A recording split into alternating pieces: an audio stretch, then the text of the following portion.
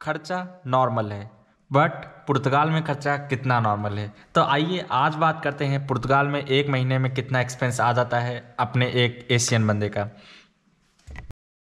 Hello friends, आज मैं बात करूंगा कि पुर्तगाल में कितना रेंट होता है, कितने ट्रांसपोर्टेशन का खर्चा होता है, कितना फूड और लिविंग कॉस्ट है और कितना बाकी क्लॉथ्स इलेक्ट्रॉनिक्स के कॉस्ट हैं। तो फ्रेंड्स, अगर आप पुर्तगाल आना चाहते हैं तो ये बेस्ट कंट्री है वेस्टर्न यूरोप में, जो आपको अलाउ करती है कि आप यहाँ रह सकते हैं। आपको सिटीजनशिप भी देती है, परमानेंट रेसिडेंस कार्ड भी देती है इफ़ आपके पास कोई स्किल नहीं है फिर भी। तो इसीलिए लोग प्रेफर करते हैं पुर्तगाल आना। तो अब मैं बात करूँगा पहले टॉपिक पे कि रेंट कितना होता है। तो रेंट डिफरेंट लोकेशन पे डिफरेंट है, ये तो नॉर्मल सी बात है। तो अगर आप लिस्बन में रहते हैं तो कितना एक्सपेक्ट कर सकते हैं। अगर आप यहाँ यूरोपियंस की तरह रहेंगे गाइस, तो आपका मंथली रेंट होगा वो एटलीस्ट 600 to 800 होता है। बट हम इंडियंस होते हैं जो शेयरिंग रूम्स में रहते हैं, एक साथ रहते हैं, तो इससे एक्सपेंस हमारा काफ़ी कम हो जाता है। तो मान के चलिए कि मिनिमम हमारा रेंट होता है वो 100 यूरो लिस्बन सिटी में या लिस्बन या पोर्तो में। तो 100 यूरो से लेके 150-200 तक जाता है अगर आप मेन सिटी में रहते हैं तो शेयरिंग में।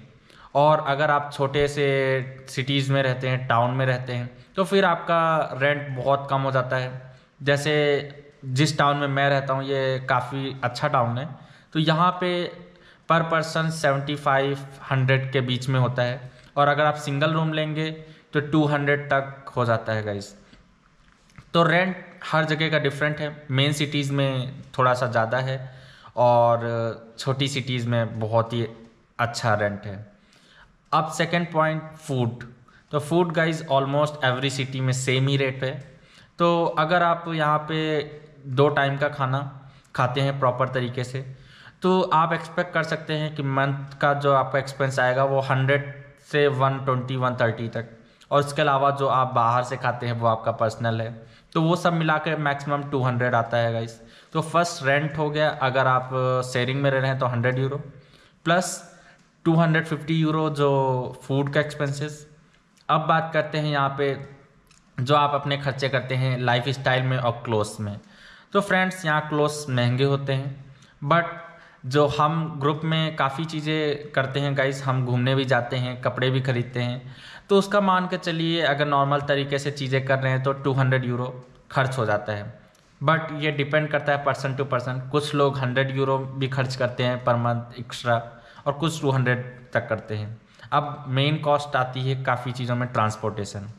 तो अगर आप मेट्रो सिटीज़ में रह रहे हैं जैसे लिस्बन या पोर्तो में, तो अगर आप पब्लिक ट्रांसपोर्ट यूज़ कर रहे हैं तो मान के चलिए कि 34 से लेके 50 यूरो के बीच में आपको मंथली ट्रांसपोर्टेशन का हो जाता है।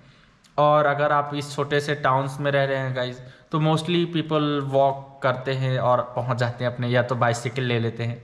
बट अगर यहाँ से थोड़ी दूर है तो मान कर चलिए यहाँ पे भी 20 to 30 यूरो आपका पर मंथ का ट्रांसपोर्टेशन का आ जाता है गाइस। तो यही कुछ बेसिक खर्चे होते हैं। तो मान के चलिए अगर मैं टोटल कैलकुलेट करूँ, समरी बोलूँ, तो कितना खर्चा मान के चलिए होता है, तो 400 या 350 to 400 आपका एक्सपेंस है जो हो जाता है गाइस। थोड़ा कम ज़्यादा हो सकता है क्योंकि ये मैंने अपने एक्सपेंसेस बताए हैं, बट कुछ लोग इससे कम में भी एडजस्ट कर लेते हैं और कुछ लोग का तो आप समझ ही सकते हैं इससे ज़्यादा भी खर्च करते हैं। तो थैंक यू गाइस, और ऐसे ही कंटेंट देखने के लिए हमारे चैनल को सब्सक्राइब कर लीजिए। और कोई भी क्वेश्चन हो तो आप मुझसे कमेंट में पूछ सकते हैं फ्रेंड्स, मैं उसका आंसर ज़रूर करूँगा। Thank you guys, have a good day.